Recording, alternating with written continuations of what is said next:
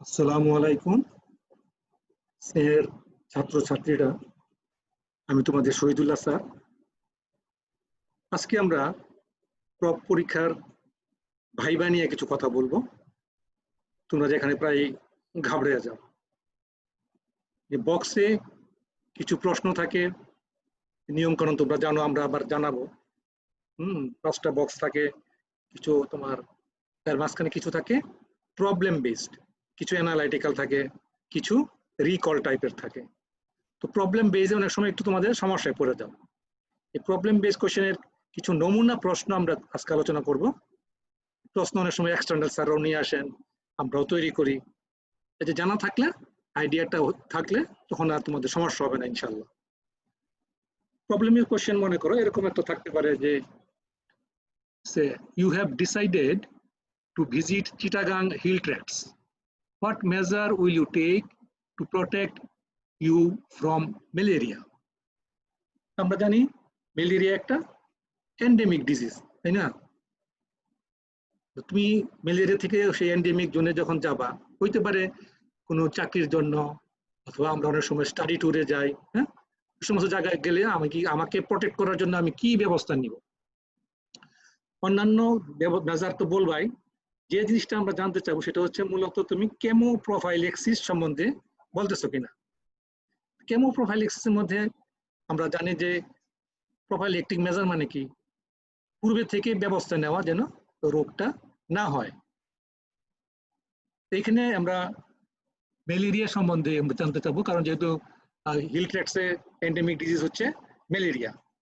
Chemo prophylaxis কিন্তু আসলে অন্যান্য অনেক রোগের ক্ষেত্রেই হয়, সেই লিস্টগুলো বই আছে। এখন এখান থেকে যখন লিঙ্ক কোশ্চেন হয় তখন জিজ্ঞাসা করবে যে আর কোন কোন ডিজিজে আমরা কেমো প্রোফাইলেক্সিস মেজার নিতে পারি। ম্যালেরিয়ার জন্য কেমো প্রোফাইলেক্সিসের ব্যাপারটা যখন আসে, তখন জানতে চাইবে যে কি দিয়ে আমরা নেই, কোন কেমিক্যালসটা ইউজ করি। আমরা এখানে ক্লোরোকুইন ট্যাবলেটটা ব্যবহার করি 300 মিলিগ্রাম। তখনই প্রশ্ন করবে যে এটা নিয়মটা বলো, কিভাবে খাবা, কতদিন খাবা, এইটাই আসলে জানতে চাচ্ছি। আমরা সাধারণত জার্নি করার বা ওই এন্ডেমিক এলাকায় যাওয়ার 1 সপ্তাহ আগে থেকে এটা স্টার্ট করতে হবে, এবং ওখানে যতদিন থাকবো ততদিনই খাবো। তারপর ওইখান থেকে ফিরে আসার পর 4 থেকে 6 সপ্তাহ, 4 থেকে 6 সপ্তাহ পর্যন্ত কিন্তু ওই ট্যাবলেটটা কন্টিনিউ করতে হবে। এইটাই মূল কথা, যে এটা তুমি জানো কিনা। তারপরে ওখান থেকে সরাসরি চলে যাবে, হয়তো একটা লিঙ্ক কোয়েশ্চেন তোমরা জানো যে ম্যালেরিয়ার সম্বন্ধে প্রশ্ন করবে। হ্যাঁ, যে ম্যালেরিয়া কয়টা স্পেসিস আছে, আমরা জানি 4টা স্পেসিস, তাই না? তারপরে হয়তো জিজ্ঞাসা করবে যে কোনটা সবচেয়ে বেশি, কোনটা কম, এই ধরনের কিছু প্রশ্ন।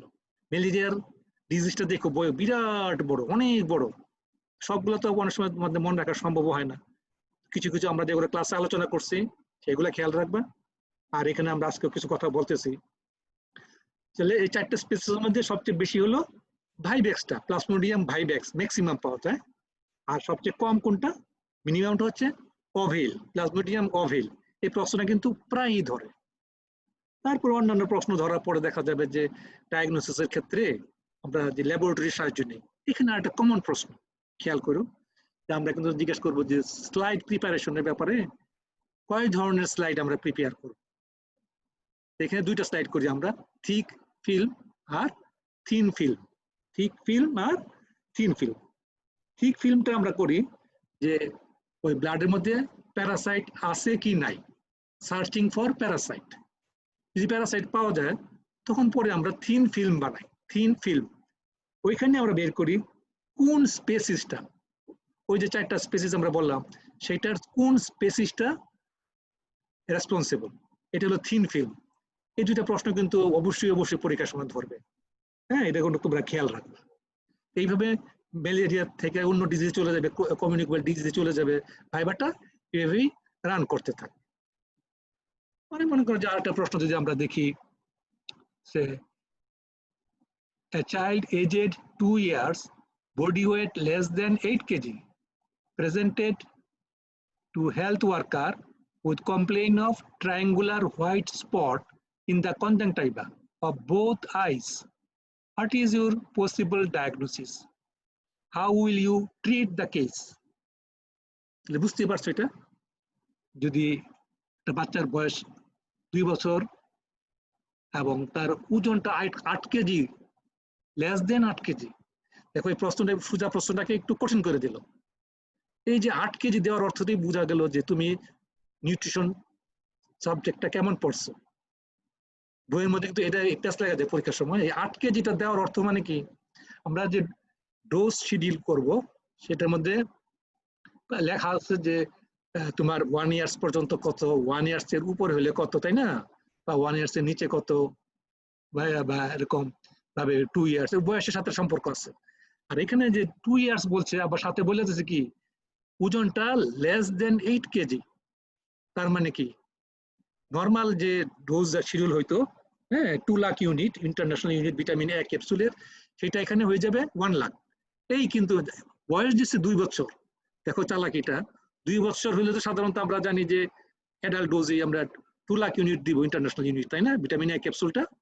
আর এখানে 8 কেজি তোমরা পড়োই না, 8 কেজি দেওয়ার অর্থ হলো কি, তার ওজনটা কম, তার মানে তাকে আমরা দিব 1 lakh international unit vitamin A capsule, এটা খেয়াল রাখবে। আর অন্যান্য যে জিনিসটা বলতেছে যে মনে করো ট্রায়াঙ্গুলার হোয়াইট স্পট কনজাংক্টিভাইটিস থাকবে, হ্যাঁ তাহলে বোঝা যাচ্ছে যে এটা তারা যাচ্ছে ওইদিকে ড্রাই আই হয়ে নাইট ব্লাইন্ডনেসের দিকে যাচ্ছে। বিটর স্পট, এটা এর স্পটটার নাম কি, বিটর স্পট, এটাই জানতে চাবে। তারপরে ট্রিটমেন্ট, পুরো ভিটামিন এ ক্যাপসুলের ট্রিটমেন্ট সুন্দরভাবে পড়ছো, তাই না। ট্রিটমেন্টের ক্ষেত্রে এখানে যদি কোনো ভুল করো তাহলে কিন্তু মানে স্যাররা যার পর নেয় রাগ করবে। আমি কিন্তু কাউরে পাস করাই না ভিটামিন এ ক্যাপসুলের ট্রিটমেন্ট ভুল করলে, কারণ এটা মাত্র 4-5 টাকা দাম। 4-5 টাকা দামের চিকিৎসা তুমি যদি না জানো, বাচ্চাটা অন্ধ হয়ে যাবে। বাচ্চাটা অন্ধ হইলে পুরাটা ফ্যামিলি সারাটা জীবন সাফার করবে। আমি কিন্তু এদেরকে কখনো ডাক্তার বানাই না, ক্লাসেও বলছি ভিটামিন এ ক্যাপসুলের অভাবে একটা বাচ্চা ব্লাইন্ড হয়ে যাবে ডাক্তারের কাছে আসার পরও, সেই ডাক্তার আমি বানাবো না। তো একে যে ডাক্তার বানাবে সে আল্লাহর কাছে দায়ী থাকবে, প্লিজ এটা মনে রাখো পরীক্ষার টেবিলে। এখানে আমরা যে ডোজটা তোমরা আমরা ক্লাসে অনেক বলছি যে ট্রিটমেন্টের জন্য একরকম আর প্রিভেনশনের জন্য একরকম। নাইট ব্লাইন্ডনেসের ক্ষেত্রে ট্রিটমেন্টের জন্য আমরা বলি যে 3টা ডোজ, 0, তারপর 1, আর এটা হলো 15 ডেজ। সাধারণত আমরা বলি যে আজকে একটা খাবে, কালকে একটা খাবে, 15 দিন পর আরেকটা ডোজ খাবে, এই 3টা ডোজ।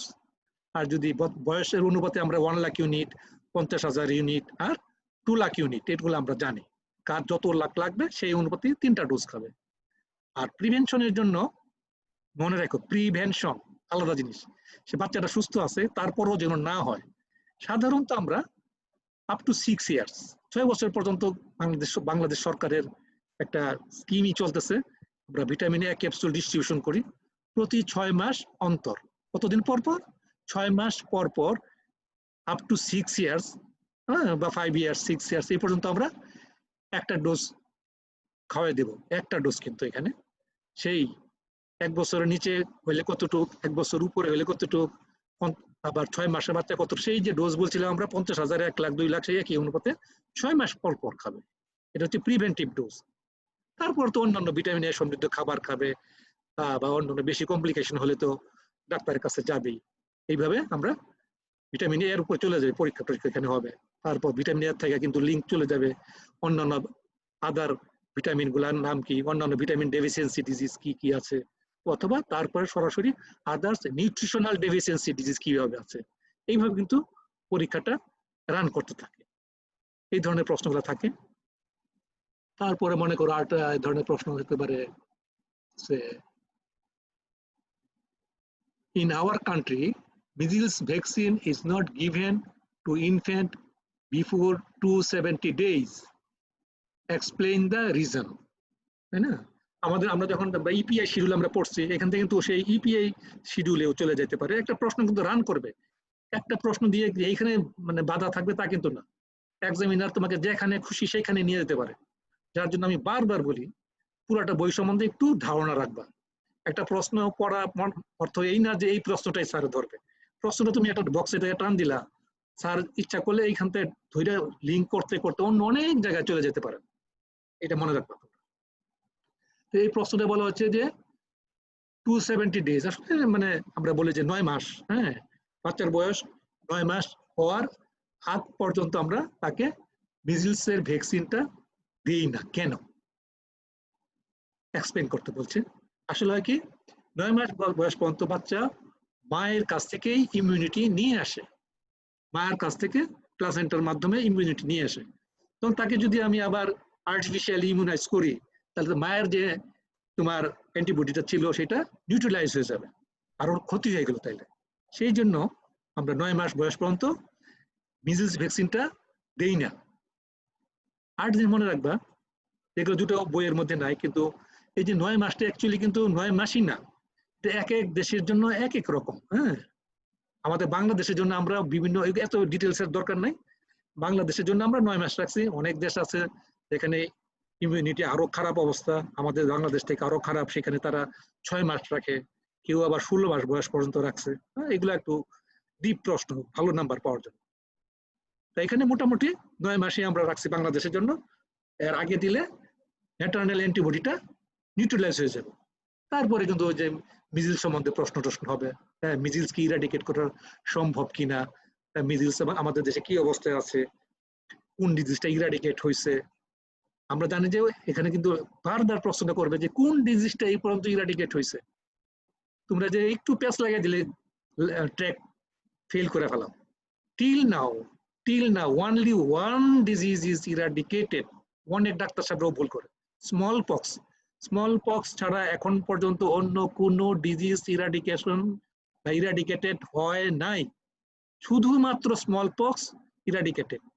আর মনে রাখবা, ইরাডিকেশন মানে সারা ওয়ার্ল্ডে নাই, সারা ওয়ার্ল্ডে নাই ইরাডিকেশন, কিন্তু শুধু বাংলাদেশে ইরাডিকেশন এরকম না। সারা ওয়ার্ল্ড থেকে যখন পজিটিভ এজেন্টটা আমরা সরাই নিতে পারবো এনভায়রনমেন্ট থেকে, তখনই বলবো এটা ইরাডিকেটেড। এখন পর্যন্ত শুধুমাত্র স্মল পক্স, আমি আবার রিপিট করলাম মাইন্ডে।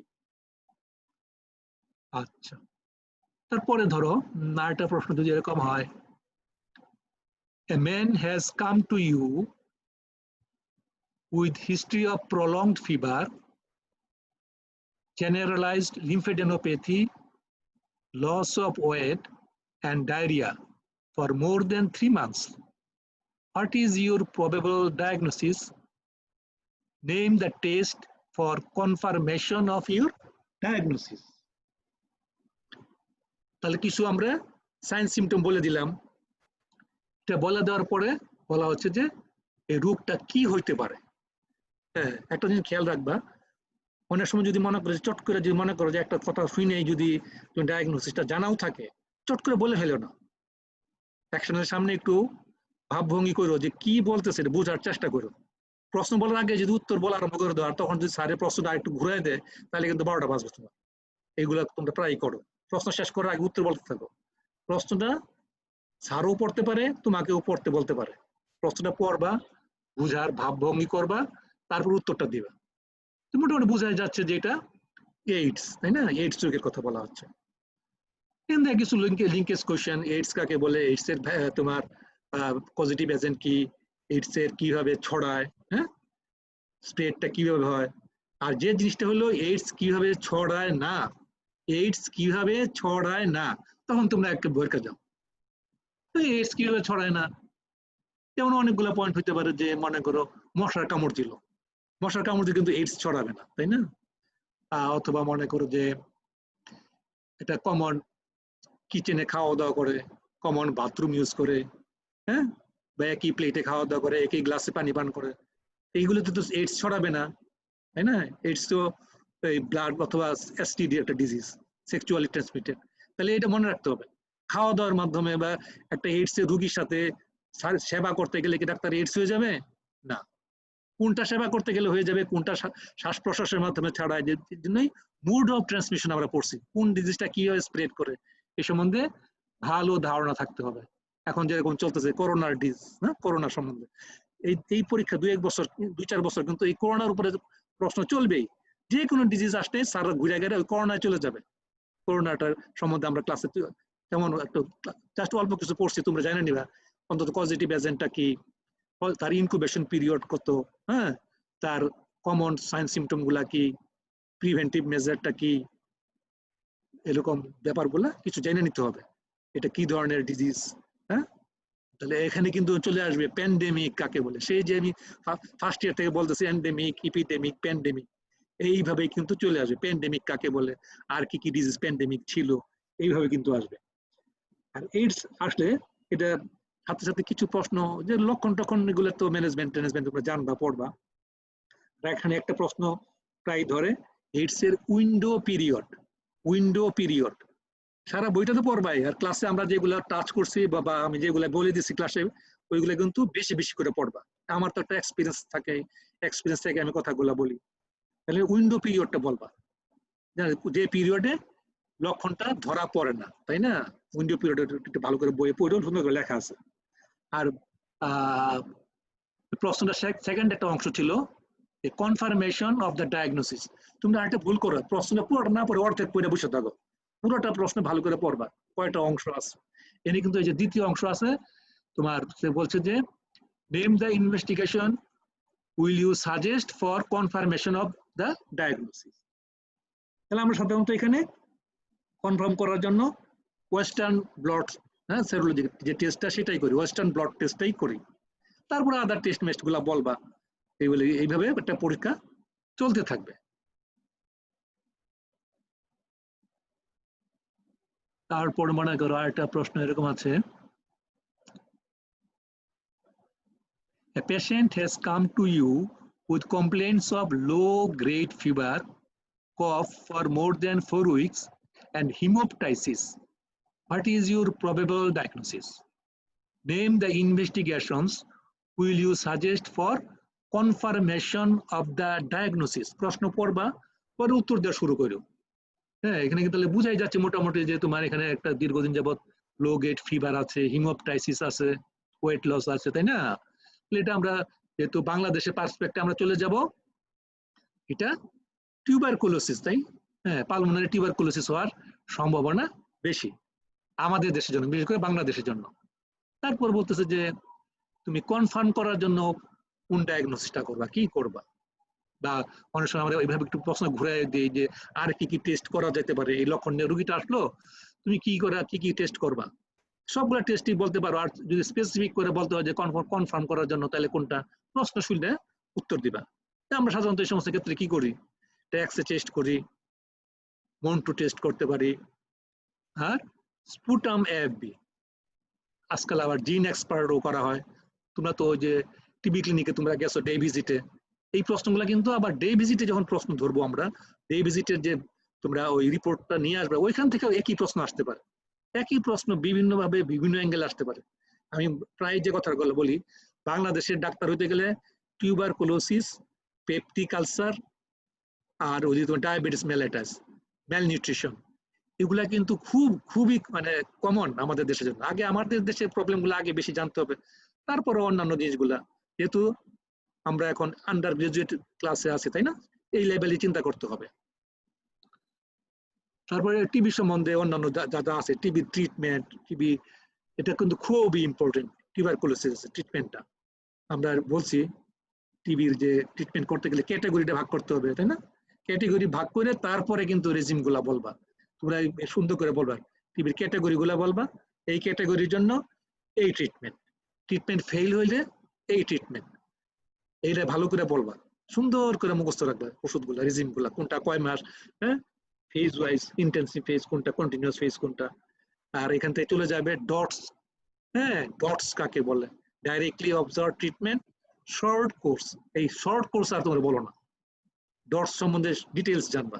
আবার যেহেতু তোমরা ওই আরএফএসটি প্রোগ্রামে ডটস কর্নারে গেছো, সুতরাং ওই আরএফএসটি লিকেজ কোশ্চেনও কিন্তু এই টিভিতে আসতে পারে, ডেভিজিটে আসতে পারে, একই প্রশ্ন বিভিন্ন অ্যাঙ্গেলে আসতে পারে, এগুলা ভালো করে পড়তে হবে। তারপরে একটা প্রশ্ন দেখো, you are a medical officer in an UHC, তার মানে কি ইউএইচসি মানে কি, হ্যাঁ, Upazila health complex, Upazila health complex, এটা আরএফএসটির প্রশ্ন হইতে পারে না, অনেকভাবে হইতে পারে। You are medical officer in a UHC. A recent tornado in your Upojela has disrupted water supply. What will be your advice to people for safe drinking water in that area? এই প্রশ্নটা কিন্তু বিভিন্ন ভাবে বক্সে আমরা দেই বা স্যাররা আসে। মোট কথা তুমি বেসিক জিনিসটা জানা রাখো, জানতে চাচ্ছে যে বন্যা অথবা একটা টর্নেডো অথবা যে কোনো একটা ডিজাস্টার হইলো, সেখানে তোমার ওই পানি বিশুদ্ধ কি করে করবা, পানি বিশুদ্ধ কি করে করবা। আর এইখানে যেহেতু কথাটা বলতেছে যে টর্নেডো, তার মানে কি এখানে প্রশ্নে তোমার ইচ্ছা করলে স্যার ড্রিঙ্কিং ওয়াটার মডার না ধরে একদম পুরাপুরি ডিজাস্টারে চলে যেতে পারে। অন্যদিকে দেখবে যে তুমি শুধু এইটাই মুখস্থ করে আসছো প্রশ্নটা নাকি ওইটাও পড়ছো, আমরা কিন্তু এরকমই করি, একটা প্রশ্ন ধরে অন্যদিকে চলে যাই। তাহলে এখানে ডিজাস্টার মাস্ট ধরতেই পারে। ডিজাস্টার কাকে বলে, ডিজাস্টার কয় ধরনের আছে, তাই না? হ্যাঁ, ম্যান মেড ডিজাস্টার কোনটা, ন্যাচারাল ডিজাস্টার কোনটা। এই টর্নেডো তখন বলবে যে টর্নেডোটা কি, এটা কি ডিজাস্টার নাকি অ্যাক্সিডেন্ট। হ্যাঁ, দেখো একটা প্রশ্ন থেকে কত প্রশ্ন হতে পারে। তারপরে এখানে ধরতে পারে যে তোমার ডিজাস্টার আর অ্যাক্সিডেন্টের মধ্যে কি পার্থক্য, এগুলো মুখস্থ খুব সুন্দর করে মনে রাখবা। আর এখানে আরেকটা প্রশ্ন চলেই আসতে পারে, সেটা হচ্ছে যে তোমার যে এই ডোমেস্টিক অ্যাক্সিডেন্ট, যে রিটেনও আসে ভাইবেও আসে। দেখো এই ধরনের প্রশ্নটা কি আসলো, টর্নেডোতে আমরা চলে গেলাম কোথায়, ডোমেস্টিক অ্যাক্সিডেন্ট। ডোমেস্টিক অ্যাক্সিডেন্ট কাকে বলে, ডোমেস্টিক অ্যাক্সিডেন্ট উদাহরণ দাও, ডোমেস্টিক অ্যাক্সিডেন্টের প্রিভেন্টিভ মেজার গুলা বলো। দেখো পরীক্ষার প্রশ্ন কিভাবে ঘুরতে থাকে, আর মূল প্রশ্ন হয়তো তোমাকে নাও ধরতে পারে।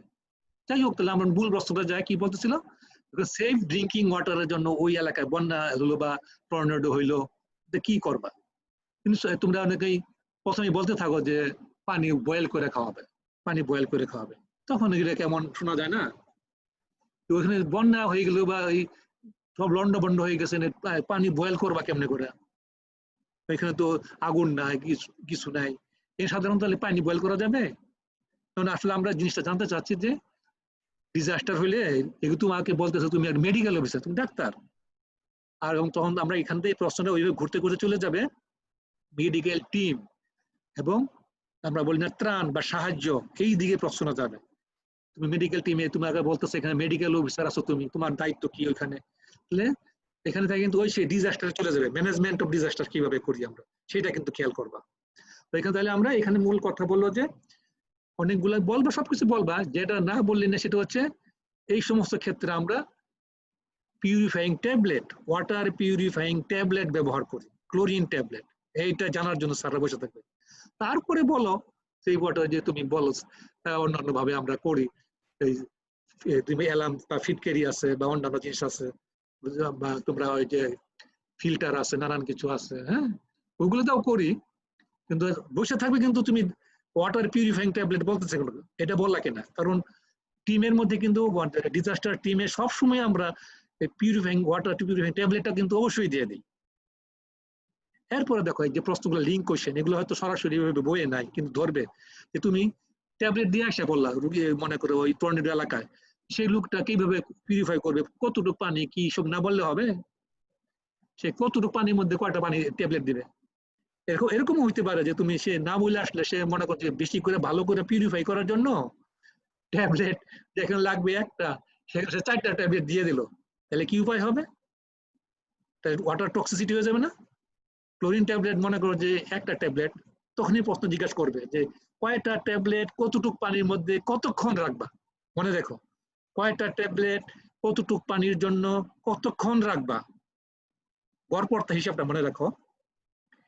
একটা ট্যাবলেট সাধারণত 0.5 গ্রাম ক্লোরিন থাকে বা 500 মিলিগ্রাম, এটা কিন্তু ধরি কতটুক পানির জন্য, মোটামুটি 20 লিটার পানি। পরে জিজ্ঞাসা করো যে 20 লিটার পানি একটা সাধারণ মানুষ কি করে মাপবে, 20 লিটার মাপতে পারবে? তখন তাকে সে তার জানা আছে এরকম একটা আমরা ইউনিট বলে দিব কাছাকাছি, যে সাধারণত মোটামুটি মাঝারি ধরনের একটা কলস বা এইরকম হইলে তার কাছাকাছি আমরা দেখাই দিব এটা 20 লিটারের পানি এইটুকু থাকে। এইভাবে বুঝায় বলতে হবে যে 20 লিটারের মানে একটা মাঝারি কলস, এইটা কিন্তু বলার শোনার জন্য স্যাররা বসে থাকবেন। তারপরে বলবে যে পানিটাকে দিয়েই খেয়ে ফেলবে কিনা, দিলেও দিয়ে আছে খেয়ে ফেলে, তাহলে না, কমপক্ষে 1 আওয়ার রাখতে হবে, এটাকে বলে কন্টাক্ট আওয়ার, কমপক্ষে 1 ঘন্টা রাখতে হবে, তারপর এটা পানিটা পান করার উপযুক্ত হবে, তাই না? এটা মনে রাখবা কিন্তু।